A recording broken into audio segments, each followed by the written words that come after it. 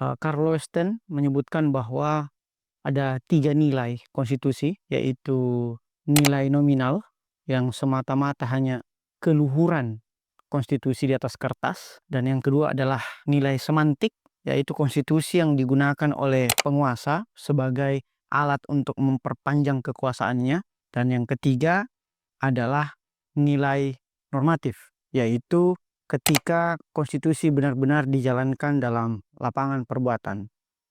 Nah, kita akan membahas mengenai dua nilai, yaitu nilai semantik yang kemudian saya sebut sebagai konstitusi yang mati, dan kemudian nilai normatif, yaitu konstitusi yang hidup. Nah, pertama kita akan membahas dulu tentang nilai semantik dari konstitusi atau konstitusi yang mati atau penyalahgunaan konstitusi oleh negara. Nah, ketika konstitusi dijadikan dalam tanda kutip alat untuk melanggengkan kepentingan kekuasaan, maka dampaknya adalah prinsip-prinsip konstitusi seperti demokrasi, supremasi hukum akan diabaikan. Ini sejalan dengan apa yang oleh Joseph Ruff sebut dalam bukunya The Authority of Law, yaitu autokrasi legalism, yaitu kondisi ketika hukum dijadikan alat oleh penguasa. Nah, tetapi ini menjadi jauh lebih berbahaya karena hukum yang dijadikan alat tersebut adalah hukum tertinggi, yaitu konstitusi. Itulah mengapa saya menyebut ini sebagai autokrasi konstitusionalisme, yang mana berakibat bukan pada robohnya jembatan konstitusi seperti pada pembahasan sebelumnya, yaitu nilai nominal dari konstitusi, tetapi pada salah arahnya kendaraan bernegara kita. Ini lebih berbahaya daripada sekedar nilai nominal, yaitu karena nilai nominal hanya memiliki kesenjangan konstitusi antara teori dan praktik, sementara pada nilai semantik ini bukan lagi kesenjangan antara teori dan praktek konstitusi, tetapi teori-teori konstitusi justru dijadikan alat untuk meraih tujuan-tujuan atau kepentingan dari para penguasa tersebut. Nah, adapun aktor yang bertanggung jawab terhadap penyalahgunaan konstitusi ini atau abuse of konstitusi adalah pemimpin otoriter satu, partai politik yang dominan dua, dan kelompok elit atau oligarki tiga. Misalnya pemimpin otoriter, yaitu individu yang memiliki kekuasaan yang sangat besar, seorang tiran, baik itu dalam bentuk pemerintahan monarki ataupun demokrasi seperti yang kita kenal saat ini, itu tidak jarang melahirkan para tiran-tiran yang menjadikan konstitusi sebagai alat untuk melanggengkan kekuasaannya. Yang kedua misalnya partai politik. Nah, partai politik juga merupakan aktor yang bertanggung jawab terhadap penyalahgunaan konstitusi. Kita tahu misalnya pada tahun 2009, dua partai besar dalam hal ini PDIP dan Golkar itu sengaja menyusun undang-undang untuk threshold presiden, yaitu 20%, untuk membatasi lawan politik yang saat itu sangat populer, yaitu SBY. Kenapa? Karena Demokrat, partai SBY itu hanya meraih 4% suara di pemilu 2004, sehingga pada pemilu 2009 SBY harus dibatasi dengan cara yaitu mengubah undang-undang agar calon-calon tertentu itu dihalangi. Inilah bentuk-bentuk penyalahgunaan konstitusi yang sebenarnya itu adalah untuk menegakkan hak dipilih dan memilih para warga negara, justru dibatasi melalui ambang batas threshold, baik itu threshold partai politik maupun threshold pilpres. Dan aktor yang ketiga adalah kelompok elit oligarki. Kita melihat pada pilpres 2019, 2014, apalagi pada pilpres 2024, oligarki dalam hal ini telah masuk ke dalam sendi-sendi kehidupan bernegara kita. Kita sekarang memiliki bias atau kekaburan untuk melihat yang mana aktor pengusaha, yang mana aktor penguasa. Karena dua individu itu melebur pada satu aktor yang sama. Ada penguasa partai, kemudian dia juga yang membuat media, dia juga sebagai pengontrol dalam kebijakan bernegara, itu lebur dalam satu individu yang sama. Inilah yang disebut sebagai oligarki.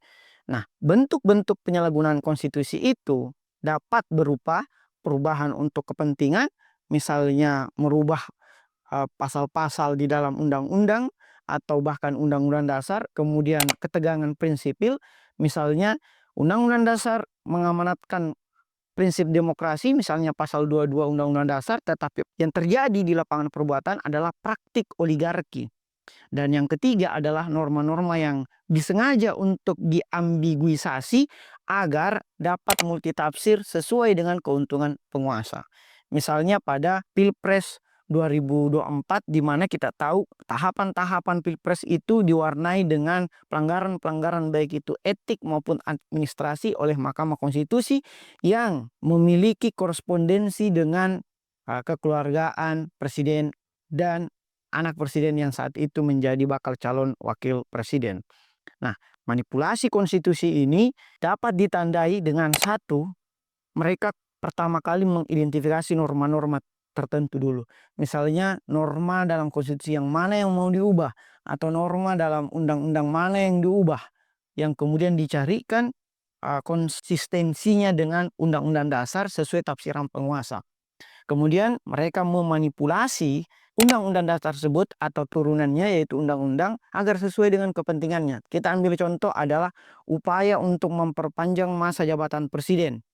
Ini bukan hanya terjadi di Rusia atau di Venezuela, tetapi juga hampir terjadi di Indonesia ketika MPR digerakkan untuk mengubah undang-undang dasar agar memperpanjang masa jabatan presiden menjadi 3 periode dengan alasan yaitu terjadi pandemi COVID. Ini demi kepentingan nasional, ini karena adanya resesi ekonomi dan sebagainya. Itu adalah bentuk-bentuk manipulasi penyalahgunaan konstitusi, dalam hal ini upaya untuk memperpanjang masa jabatan presiden.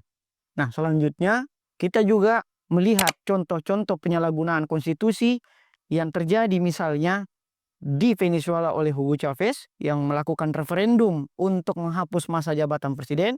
Begitupun juga di Rusia, yaitu Vladimir Putin yang memperpanjang masa jabatan presiden melalui amandemen konstitusi.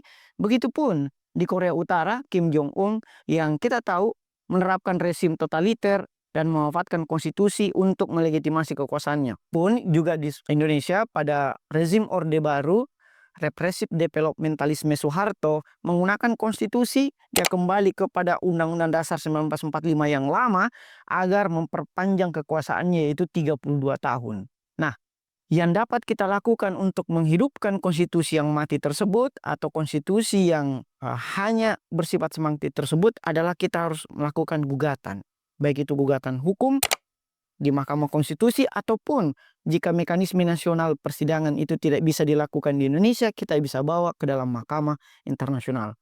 Karena kita harus menuju kepada konstitusi yang hidup. Misalnya pada bagian 2 kita menjelaskan tentang konstitusi yang hidup. Konstitusi yang hidup atau nilai normatif konstitusi itu merujuk kepada konstitusi yang dijalankan secara prinsipil oleh para penyelenggara negara. Nah, misalnya dalam bentuk interpretasi konstitusi yang lebih progresif dan adaptif, yang mana pada gilirannya ini akan membimbing tindakan baik itu penyelenggara negara maupun warga negara untuk melindungi hak-hak yang sifatnya fundamental yang diatur dalam konstitusi kita. Adapun unsur-unsur dari konstitusi yang hidup itu ditandai dengan satu, dia sangat adaptif atau living constitution. Yang kedua, interpretasinya progresif atau apa yang oleh para pakar sebut sebagai judicial activism para hakim MK-nya. Yang ketiga, partisipasi warga negara. Yang keempat, perlindungan oleh penyelenggara negara terhadap warga negara. Dan yang kelima adalah akuntabilitas atau pertanggungjawaban publik dari para penyelenggara negara. Nah, Mahkamah Konstitusi kemudian sebagai penjaga konstitusi disebut oleh Martus Nes dalam bukunya The Fourth Branch atau cabang kekuasaan keempat, merupakan pilar yang dapat menjaga konstitusi kita. Nah, ini menarik karena Martus Nes tidak menyebut Mahkamah Konstitusi sebagai bagian dari trias politika, tetapi dia menyebut Mahkamah Konstitusi itu adalah cabang kekuasaan keempat atau poros kekuasaan keempat yang menggantikan the old trias politica Montesquieu, yaitu legislatif, yudikatif, eksekutif. Padahal kan Mahkamah Konstitusi juga yudikatif, tetapi maksudnya menyatakan bahwa MK ini harus lebih superpower, harus lebih independen, bahkan keluar dari poros kekuasaan yudisial. Karena kewenangan Mahkamah Konstitusi itu dapat membatalkan undang-undang yang bertentangan. Ini merupakan sebuah kekuatan yang harus terus dijaga independensinya dari anasir-anasir politik. Apalagi kita tahu bahwa putusan MK itu bersifat final dan mengikat.